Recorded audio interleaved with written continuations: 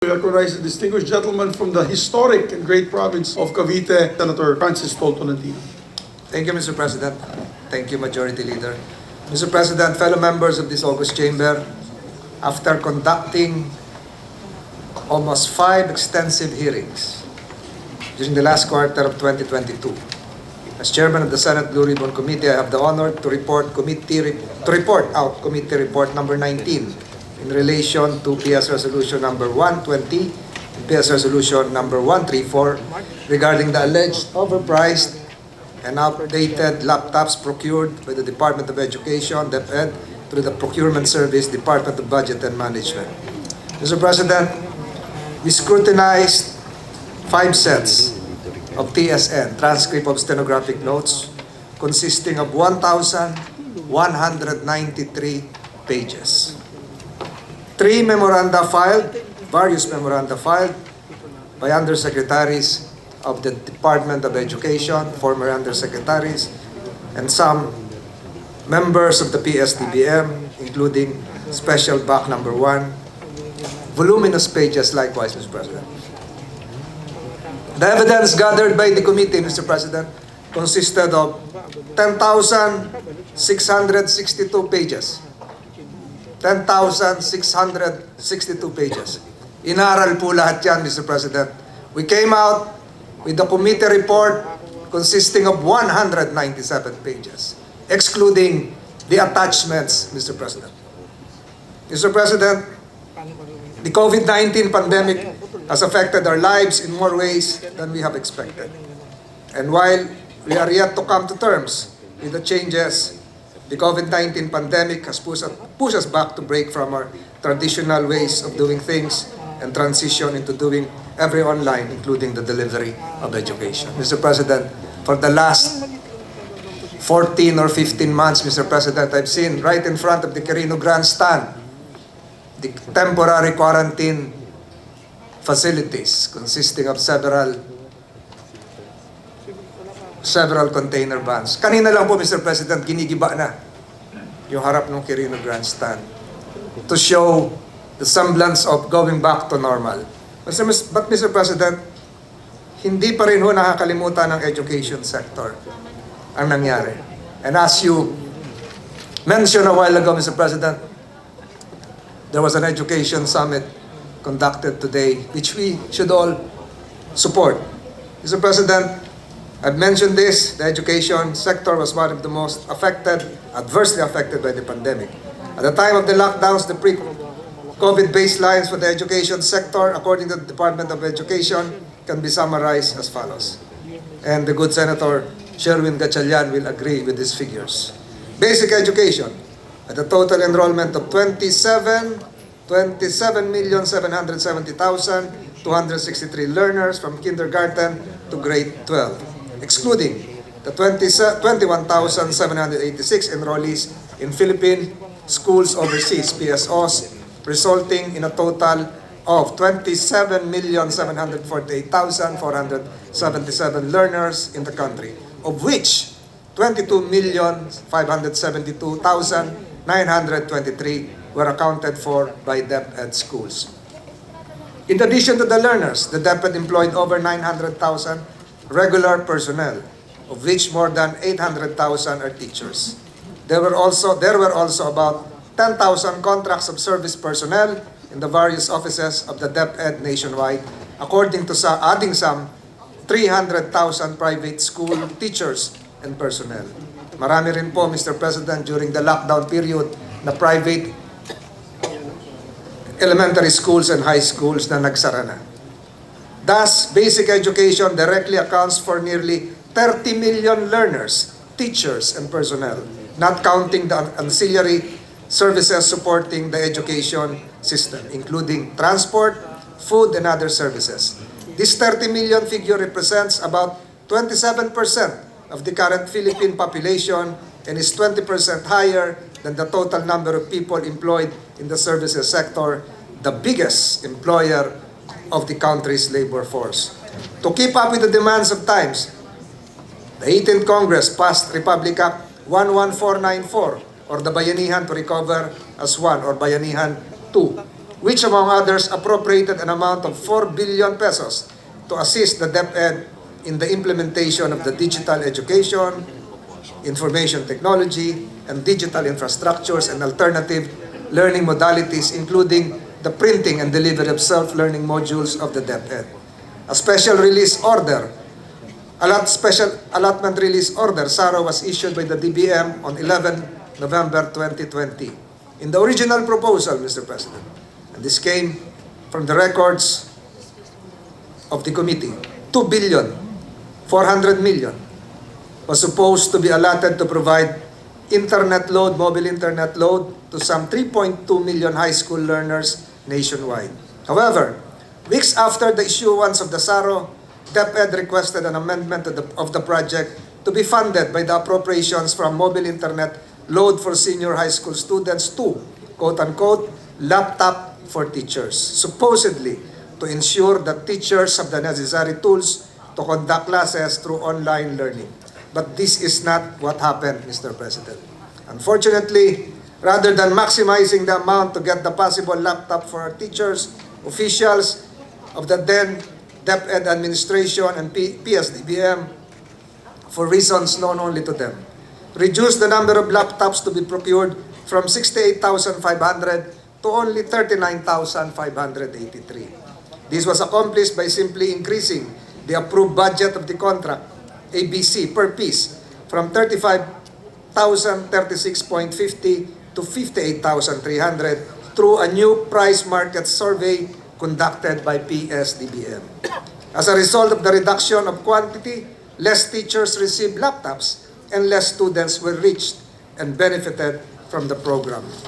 Mr. President, to add insult to the injury, the laptops procured had a speed of 1.8 gigahertz, which was way below the agreed specification of at least 1.9 gigahertz. During the course of the hearings, Mr. President, some of which lasted for more than 8 long hours, your committee, your Blue Ribbon Committee, would like to thank all the senators who participated extensively, including Senators Echelian, JB, Ejercito, the Minority Leader, Senator De La Rosa, some of whom are not here, including Senator Padilla. Your Blue Ribbon Committee has uncovered an equally contentious issue aside from the fact of the laptops being overpriced. Mr. President, the word overpriced originally came from the Commission on Audit, using the word, quote-unquote, pricey in their report, Mr. President. In their audit report. I am referring to the fact that the memorandum agreement executed between the DepEd and PSDBM was antedated. Antedated, Mr. President. Mr. President, again, this came from the evidence gathered by your committee. And I repeat, ang ebidensya pong nakalap ng Blue Ribbon Committee ay roughly 10,662 pages, Mr. President. 10,662 pages. Mr. President, based on the evidence presented during that 5 separate hearings, open to the public, transparent, Mr. President, the Blue Ribbon Committee has reached the following findings. Number 1, the contract for the supply and delivery of laptop computers for public school teachers under the 2021 DepEd Laptop for Teachers Procurement Project was overpriced by at least 979 million pesos. Number 2, there is sufficient basis to believe that there was conspiracy to facilitate and or generate an overprice which indicates manifest partiality, evident bad faith, and or gross inexcusable neglect on the part of senior officials and staff of the former DepEd administration and the PSDBM. While they may seemingly act separately, concerted acts were evident to create an opportunity for favored bidders to submit bloated and excessive bids, leading to an overprice in the purchase of laptops. This finding is supported by a Commission on Audit report and audit recommendations presented to the committee by the Commission on Audit itself. Number 3, The repeated changes by DepEd in the use and allocation of 2.4 billion pesos from tablets to mobile connectivity load for students and then to laptops for teachers is highly arbitrary, unjustified, improper, and not beneficial to DepEd teachers and students. Number 4, the outsourcing of procurement tasks by DepEd to PSDBM contravenes Section 7.3.3 of the 2016 revised IRR of Republic Act 9184, as DepEd has the proficiency and capability to undertake the procurement. Further, rather than hastening the procurement, the transfer to PSDBM procurement task delayed the process and facilitated the anomaly subject of the investigation conducted. Number 5, the agreement entered into by the DepEd and PSDBM dated 16 February 2021 was antedated, as it was only signed on May 28, 2021, thereby making the procurement activities conducted highly irregular and questionable. In this regard, the obligating of funds supposedly for the procurement of the laptops on February 18, 2021, without the said memorandum agreement in place is likewise irregular and subject to question. Number 6, the increase of the unit price component of the approved budget for the contract, ABC, from 35,036.50 to 58,300, which caused the reduction of the quantity of the laptops, is highly irregular. It was generated from a manipulated market survey. This was gathered during the hearing, Mr. President, and the price analysis of PSDBM which was accepted and approved by DepEd without question. Mr. President, number 7, the Special Bids and Awards Committee, head of procuring entity of PSDBM, and the officials of DepEd caused grave and undue injury and prejudice to the DepEd and our public school teachers when they procured and accepted the entry-level Dell Latitude 3420 with Intel Celeron 1.8 GHz processor, despite said processor being below the specifications stated in the bidding documents. Pangwalo, number 8, Mr. President. Contrary to the avowed purpose of the procurement, which is to ensure that teachers will have the necessary tools to conduct classes through online learning, the Dell Latitude 3420 procured were diverted to a large number of non-teaching personnel, about 12%, Mr. President, and as testified by teachers in the Commission on Audit during the hearings conducted, the laptops were too slow because the processor is Intel Celeron, which is outdated, and the price is too high considering the entry-level specifications. Mr. President, on the basis of the findings which I just mentioned, your Senate Blue Ribbon Committee recommends the following: the abolition of PSDBM and to require government departments, agencies, offices, instrumentalities, including GOCCs, SUCs, and local governments to conduct their own procurement as an exercise of their fiduciary duty to be accountable for the public funds appropriated for their respective offices. Mr. President, I have filed the bill relative to this. I have filed today Senate Bill number 1803, amending Republic Act 9184, otherwise known as the Government Procurement Reform Act, providing for the eligibility of bidders in the procurement of goods and infrastructure projects and for other purposes. I have a copy here, Mr. President. Kapafile ko lang po ito ngayon, alas 3:40 ng hapon ngayong araw na ito. Mr. President, your committee likewise recommends the following: amend RA 9184, as I have mentioned, to provide for transparency and accountability requirement for joint venture entities or arrangements participating in biddings. Yung joint venture po, dapat meron silang expertise doon po sa kanilang sinasalihang venture. Amend Republic Act Number 9184 to provide for transparency and accountability safeguards during the planning and pre-bidding stages of public procurement, including but not limited to the setting of the ABC and technical specification or goods, services, or infrastructure to be procured. Number 4, recovery of the overprice in the amount of at least 979 million pesos as proceeds of corruption and the amount totally recovered by the courts, by the Sandigang Bayan, to be placed in a special National Teachers Trust Fund to support the health and medical needs of public school teachers and educational needs of their children through a special scholarship program. Number 6, the immediate conduct of a special fraud audit by the Commission on Audit to examine the various accounts and financial documents related to the overpricing of the laptops and determine relevant accountability. Number 7, request the AMLC investigation on the overpriced procurement, including an inquiry into the bank deposits of the public officials identified in the investigation conducted by your Blue Ribbon Committee.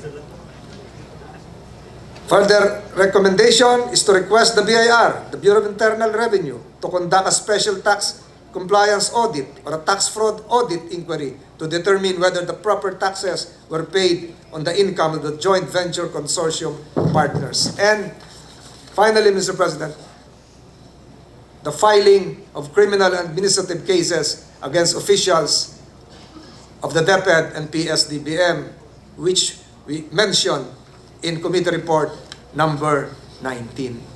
To make matters worse, Mr. President, the committee has also discovered during the course of our hearings that as of August 2022, there is still a total of 1,678 laptops that have not been distributed to teachers and are still gathering dust in some places. This could have helped 1,678 teachers in the fulfillment of their teaching duties. Mr. President, if we make an estimate of at least 30 students per teacher, these laptops could have benefited around 50,340 students had they been fully distributed. Mr. President, as I had mentioned a while ago, I also filed Senate Bill 1802, abolishing the PSDBM permanently, Mr. President. Sayang po, Mr. President, sayang. In closing, Mr. President, the author and innovative learning leadership consultant George Couros said, and I quote, "Technology will never replace great teachers, but in the hands of great teachers, it is transformational," unquote. And indeed, what great transformation we could have achieved had our public officials from the former DepEd administration and the PSDBM exercised their sworn duty to uphold the public trust and perform their fiduciary duty to safeguard and ensure the optimal use of public funds in the purchase of laptops for our public school teachers. This was sadly not the case. This August Chamber, therefore, is called upon to enact legislation that will not only address the acts and omissions that have led to the overpricing of the DepEd laptops, but more important, to ensure that more effective safeguards are put in place to prevent a recurrence of this anomaly, which have compromised the integrity of our public school system and caused huge losses and wastage of government resources. Katulong po ng Senado, hindi lang ang paghahanap ng katotohanan, katulong po ang Senado, Mr. President, para matulungan ang ating mga guro at ang ating mga kabataang mag-aaral. Mr. President, sa dinami-dami po ng batikos, karangalan ko pong ibigay at ilahad ang Committee Report number 19 na pinaghirapan ng inyong committee. Maraming salamat po, Mr. President. Mabuhay po ang Senado. Thank you very much to our distinguished colleague, the sponsor. Thank you for the hard work that you have done